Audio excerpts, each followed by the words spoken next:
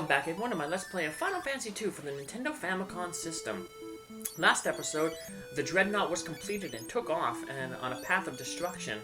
It destroyed Poft, Paloom, so unfortunately we're going to have to give that bad news to the princess, but we're going to find out that she already knows. Apparently the Dreadnaught actually reached here, so we want to make sure we de-equip Minwoo of all his gear, because he'll be leaving our party. The last thing he's going to do for us here is heal us up to save us some money on the inn. Now let's head on into the rebel hideout, where everybody's hanging out now. Sid might know if the Dreadnaught has any weaknesses. He was the first person to ever build an airship. So, that's basically the thing telling you to go talk with Sid if you haven't, so. The Dreadnaught attacked. At least our hideout is safe.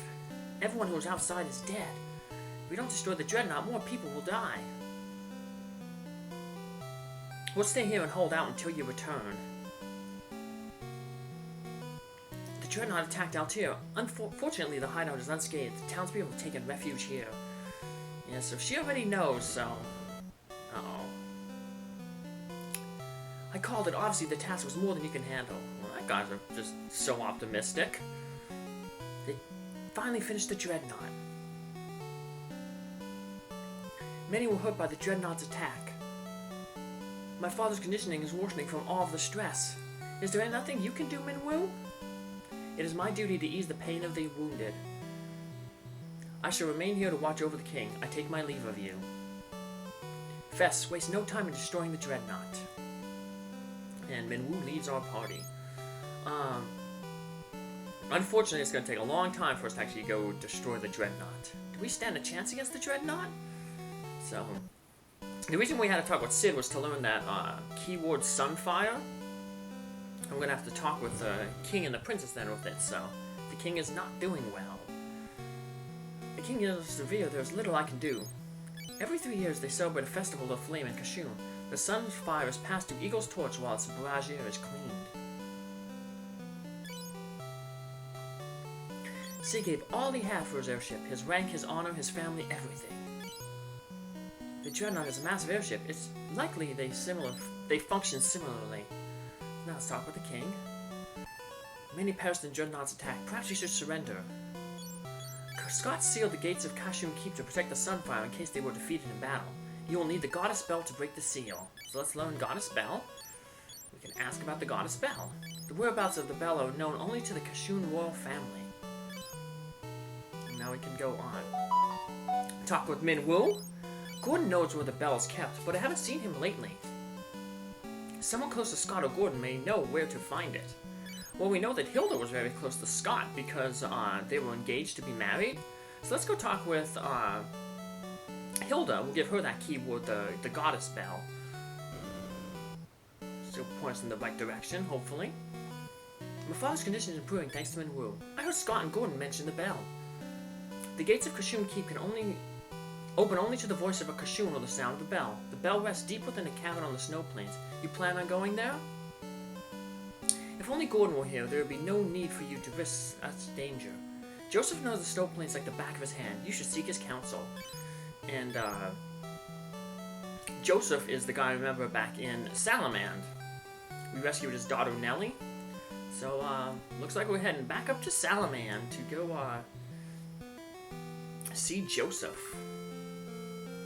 So, we know the way to get there. We gotta go north, canoe up to the west, and then, to the east, and then head north, and then double back around to the west. But before we do that, we want to better equip our party, so we're going to need to get some money. We want to get that other mithril sword, and we might want to get some spell books. So before we head up to Salamand, we're going to canoe north up here, a little past Finn, because there's a boundary where tougher monsters will appear. And we're pretty strong. We're strong enough now that we can actually take on these monsters. And the main reason we want to take on these monsters is they have some really good equipment drops. So we have ogre mages that can drop some certain spell books. We also have magicians that can drop certain spell books. And those are both rank 3 enemies. And then we have ogres who rank 2 who give some good experience, and then we have those land turtles that can drop mithril shields. So we'll just make a few saves every year and then, because sometimes we might get ambushed and get into a bad battle. Basically, the line is there's a swamp up there, and once you start walking in that swampy area, that's when we'll start running into stronger enemies. Goodbye to the soldiers and the goblins and the leg eaters and hornets and stuff. We'll be fighting like turtles, ogres, ogre mages, and the occasional magicians. Magicians are the ones that we really want to fight because they drop spell books. They can drop the lit tome that we don't have yet, and another tome, the Scourge tome or the Arrow tome, depending on the translation, which is the 4th elemental spell that you won't get for a long time. So, got some land turtles here that'll help. They're rank 3, so that'll help Fess and Booker with their attacking. Yeah, they won't do any damage to it, but Maxine will take them out with their with her blizzard spell. Yeah, we fought this guy. He was the one who guarded the teleport spell back in the Semite Falls mines. So, unfortunately, we got some money off him. He can drop, like I said, a mithril shield. You can sell that for some good money. So yeah, after every few battles, I'll be doing some saving. That way, in case if things go south, I can just kind of reset and restart again. So yeah, there's the ogre there, rank 2. So that unfortunately means that everyone in this battle is considered a rank 2. But they have pretty high defense, but not as bad as the turtles. So you can have just Fess and Booker take out the ogres while Maxine finishes off the land turtles. So yeah, it's really good when they drop that mithril gear. Not that we're going to use the mithril gear, but we can sell the mithril gear to get gear that we do want to get. Eventually, we're going to want to get silver cuirasses for all of our characters. We're going to get a free one in the next dungeon, but that's basically your first light armor that will give some defensive capabilities and not really hurt our evasion. So, yep. But like I said, we want to. Another good thing about these these enemies that here, they're pretty good for raising hit points because as you can see they hit pretty hard, and eventually we're going to run into the magicians and the ogre mages, and they cast spells on everybody, and because they're targeting everybody with their spells, they don't take off a lot of damage, maybe like 20 to 30 hit points, so good enough to basically maybe get us to some hit point levels, but also might activate that glitch to get Fess some free spirit, and it also helps build up our characters a magic defense. So that's a stat, obviously, that we haven't really been working on because no one's really been using magic attacks against us. The only ones who have used magic attacks are those goblin guards. Sometimes used the bow attacks, and so did the sergeant. And whenever a bomb exploded, or a balloon type enemy, those are also magical attacks, even though they do physical damage. So yeah, those are magicians. Like I said, they're really good. We'd really like to get a thunder, an arrow, and a berserk scroll off of them. Berserk is really good. It basically adds a lot of attack to your characters. So you do berserk one of your characters, and they could probably start dealing damage even to those turtle enemies with high defense. Hey, and Booker gained a level with his sword and shield, so nice. So once again, we had a few battles here, so let's just save up. Yeah, the good thing about this game is you can save anywhere on the overworld. You don't have to go to an inn or use a cabin or a tent, so it makes life a little easier. Well, it's like that in the Saga games too, so yeah, we'll just 2 rounds to take these guys out, so because yeah, there's no way Booker and Fess are going to be able to finish them off, and if we multi-targeted, we wouldn't be able to finish them in 1 round anyway, because even though they're weak against ice, remember, when you multi-target, it cuts the damage by 1/4, so yeah, just take 2 rounds, take them 1 each, and that'll be okay, because like I said, they're both rank 3s, so we'll get some good experience with Fess and Book on their swords. Hopefully we can get Fess up maybe to level 3 with his swords. So Booker doing a little bit of damage, but not enough. That mythical sword of his. Let's see if we got anything. Fess got some agility, and he got his sword and shield up. Nice. Booker got some strength and hit points. Yeah, you can see the stats are going up pretty good here. Like I said, because we're fighting stronger enemies. So, yeah, the way the statistics, you know, the formulas for gaining stats are, you know, it encourages you to actually, you know, go out and you're forced to fight, you know, stronger enemies. You can't just keep grinding off weak stuff. So, another popular little group here. Hopefully we can take out the ogre a little bit easier now that both Fess and Booker are rank 3 swords. That means they can get up to 3 hits with their swords, so... Of course, they have to factor in the ogre's evasion and stuff, so... But... maybe they might be able to finish the ogre off by the time that Maxine finishes off that second land turtle. So... like I said, too bad it stinks that, like, the rank is always determined by the lowest rank monster. So... but still, this is a rank 2 fight, so... we'll get some experience, so... we'll have to attack twice to get experience, though, for the sword, but our characters did do that, so... because they're, basically, if their sword rank is higher than, you know, 1 higher than the rank of the enemy, then you gotta wait until basically the second turn to start gaining that experience. So, look. Booker got some stamina, intellect, we don't care about that because he'll never be casting spells. Yeah, we got a mithril shield from one of the turtles, so yeah, we can sell that and get, start making toward money. Yeah, so we have basically, we don't have enough to buy, but if we sell that, that mithril shield, we'll have enough to, get the, mithril sword. The mithril sword is 1800, but we might as well fight just a little bit more to use up more of Maxine's, magic points in the hopes that, you know, we, get another magic increase for her. So sadly these soldiers are bringing this rank down. But yeah, there's the arrow tome, the scourge tome, so it's like your poison element. So, look.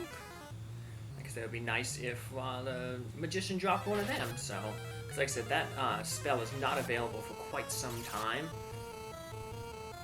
So, to be able to get it as a drop is really nice. There's actually other drops sometimes. That's one of the good things about all the enemies having multiple drops. Sometimes some will drop good equipment far earlier than when you could normally get it. So, one of the best shields in the game, like the 3rd best shield in the game, I think the diamond shield, we can get in the next dungeon from a drop from the boss.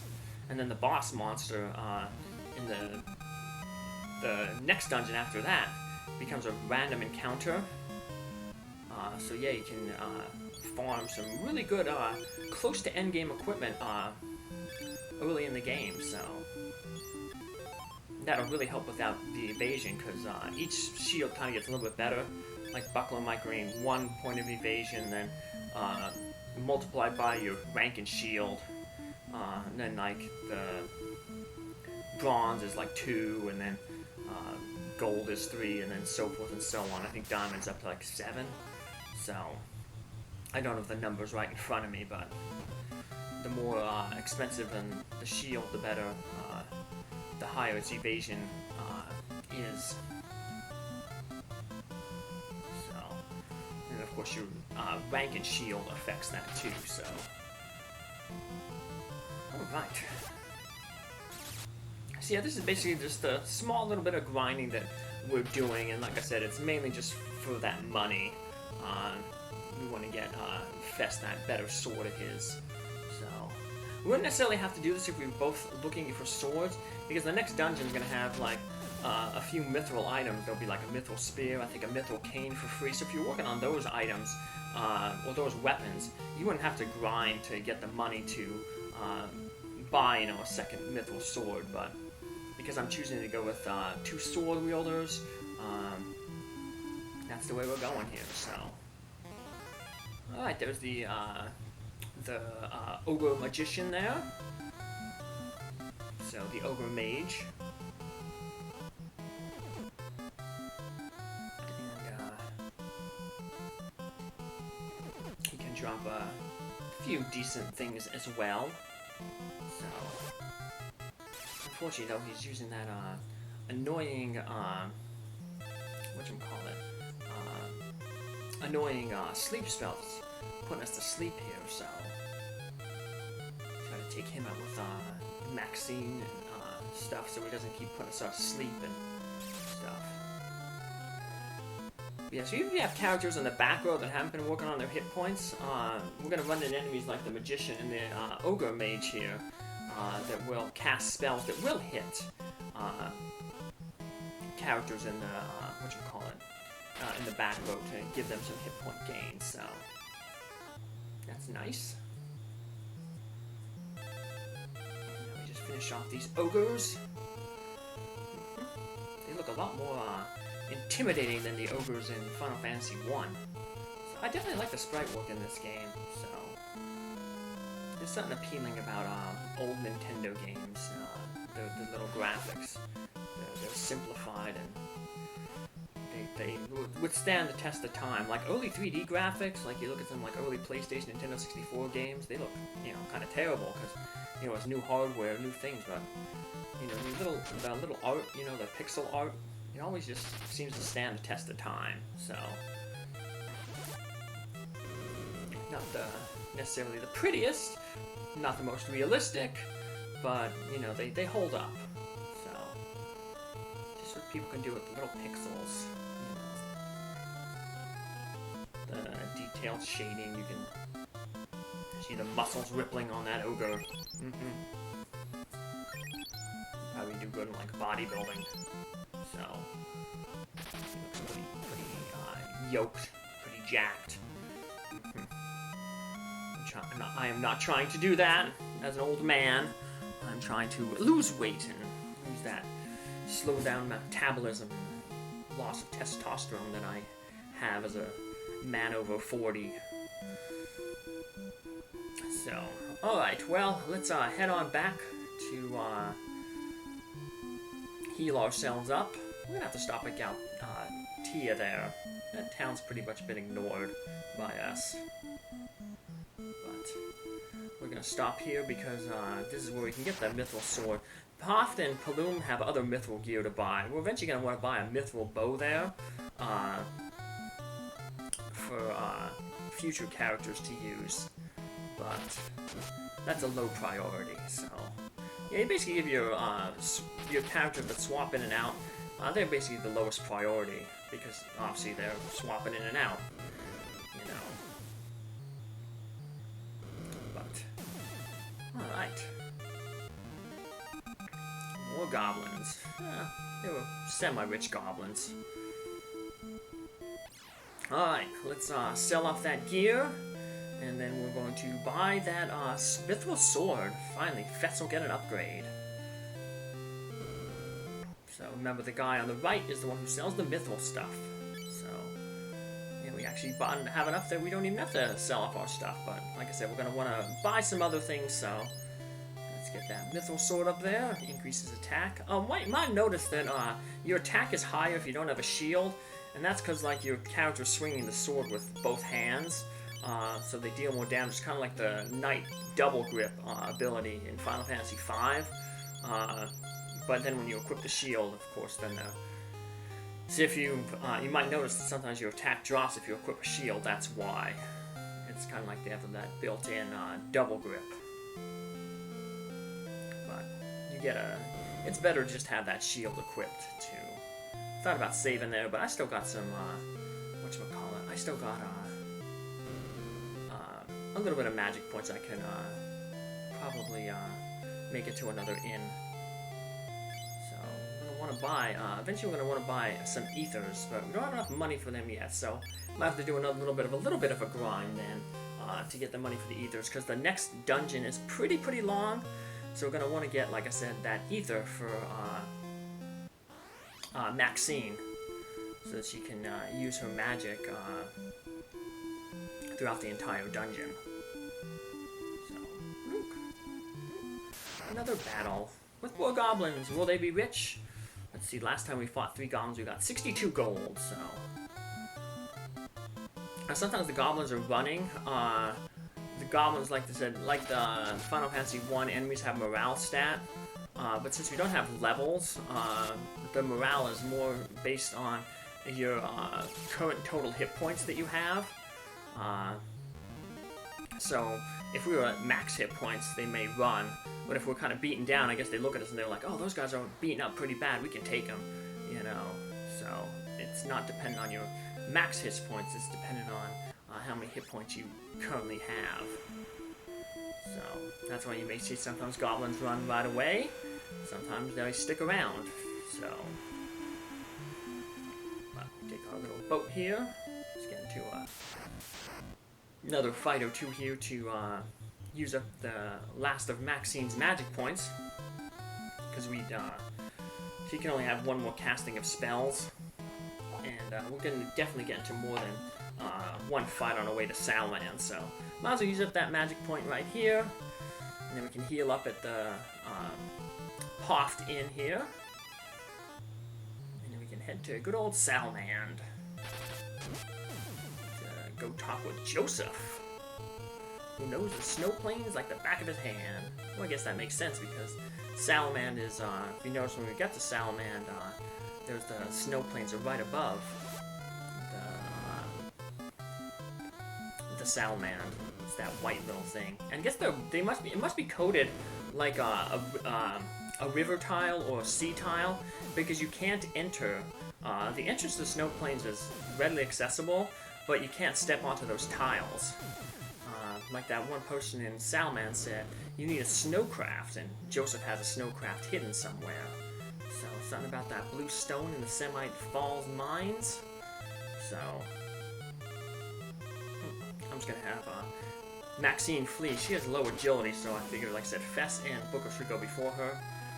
She has no weapons and no things, so I want to keep her at that 0 weapon level all throughout the thing, just to satisfy my OCD.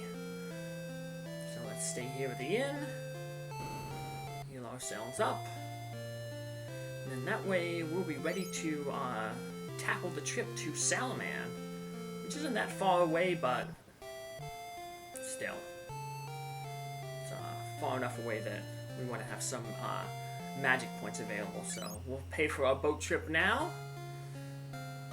So make a quick save and come back next time where we head to Salamand and talk with Josef and see if he can help us get onto the snow plains. Take care, have a good day. Bye.